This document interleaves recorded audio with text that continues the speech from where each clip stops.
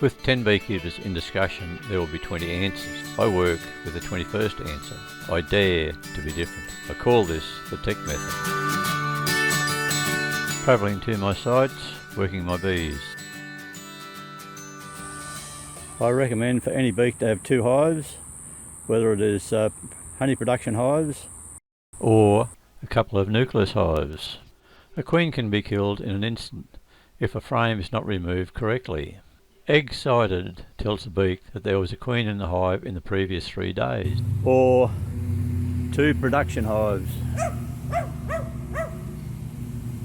At least if you got more than 1 hive, you can eliminate a problem that you may have. Another 2 nukes. Any queen has a limited amount of fertile sperm. Many beaks find that when they see no queen or eggs, they want to place a new queen in the hive. This disaster can be averted if the beak has more than 1 hive. When a queen is lost or killed, from egg to new laying soft-red queen is about 30 days, depending on whether mature drones are available for mating. If a new purchased queen is placed, that queen will be killed, as the bees always prefer to rear their own queen. By having 2 or more hives, a frame of eggs and brood can be placed in the queenless hive without the queen. Mark that frame, inspect the frame 5 to 7 days for queen cells. If queen cells are found, it tells you that the hive is queenless. Destroy the queen cells and a new queen will be accepted. If no queen cells are found, it tells you that the hive is queen right and there is a self-reared queen that may be nearly ready to lay, or you may find eggs. I have been using this method for over 40 years after experimenting.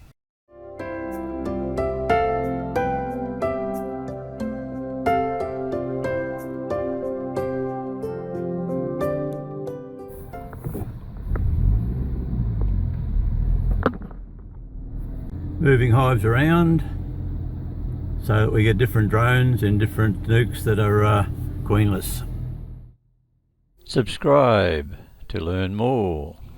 I'm starting off from this site, removing 2 nukes that are queenless. The queens have been used, and transferring them to another site so that I get new drone stock in my queen sperm.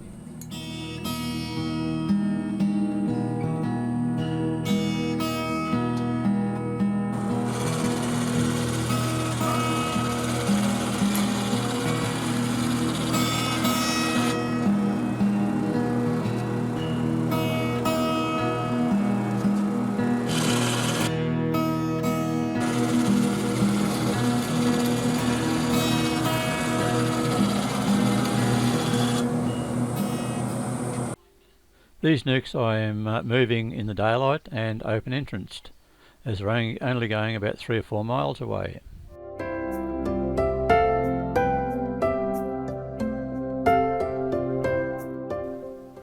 The 2 nukes that were loaded onto the vehicle are transferred to another bee site over 3 miles distance.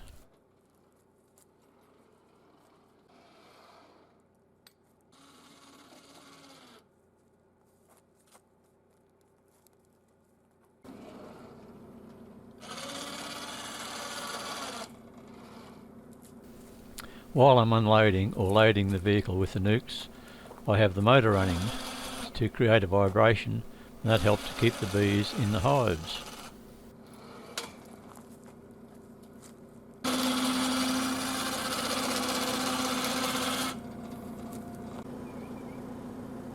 N1 from the other site is being transferred back to the site where I originally loaded the 2 nukes.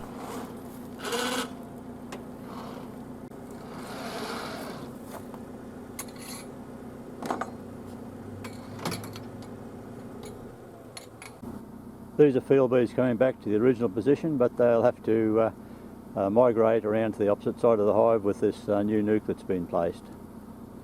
Very, very strong nukes.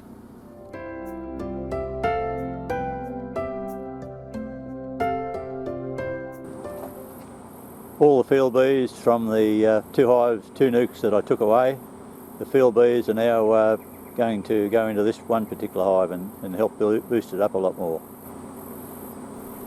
In this situation, the field bees don't seem to fight as they're bringing back goodies to the hive. I have never found them fighting.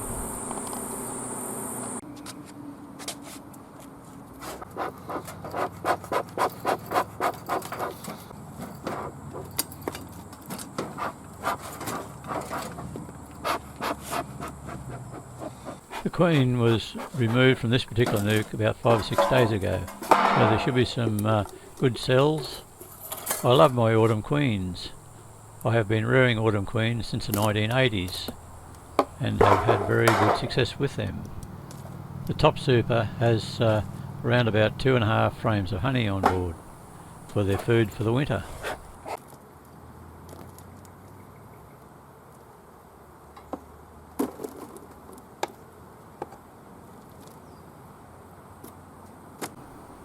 Many beaks remove the first frame too fast, and if the queen happens to be there and there's a little bit tight between the frames, she can be rolled in an instant and killed. The first frame that is removed, there should be no resistance felt by the beekeeper.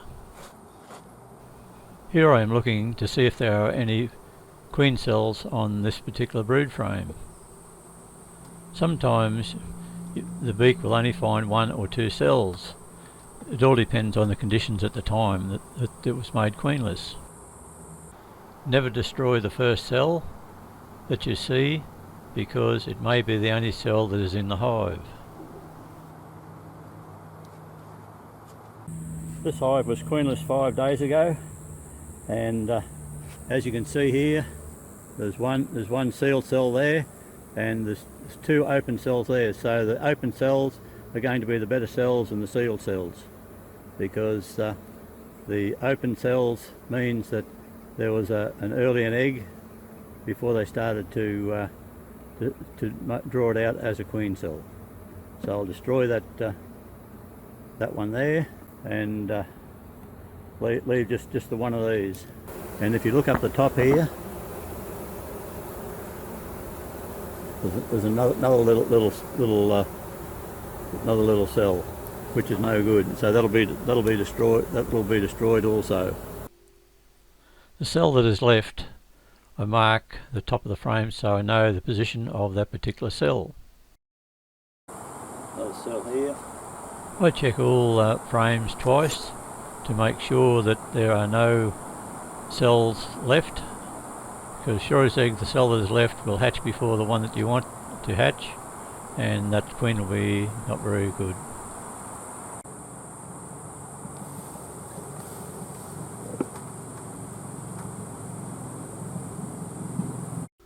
Another 3 cells found here that I'm just removing.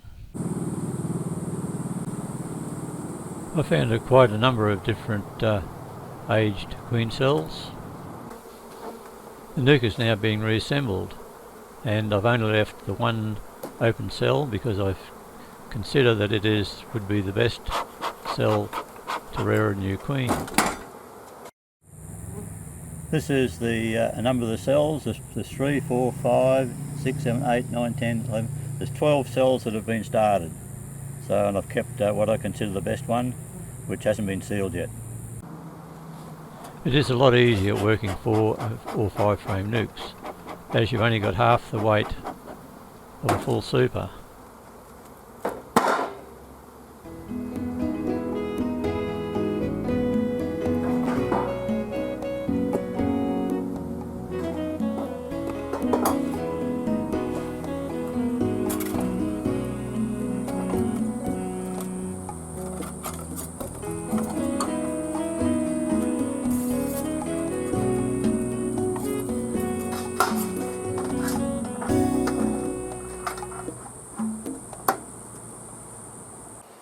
It'll take until dark until all those bees go inside, but there's more than sufficient bees in there to keep the brood warm and also to continue that cell rearing, which will be probably finished in another day or so.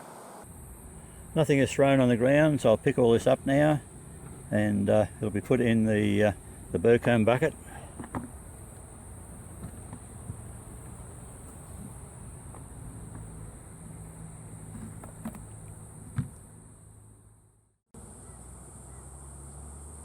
queens that are purchased and come in the post have up to half a dozen worker bees or escorts with the queen to feed her. This is a JB's queen cage, and sometimes it can be a hit and miss getting her to be taken. Sometimes it can be a miss when you try to place her in a hive, depending on the conditions. Please like, subscribe and click the bell to my channels. Thanks for watching all Aussie content.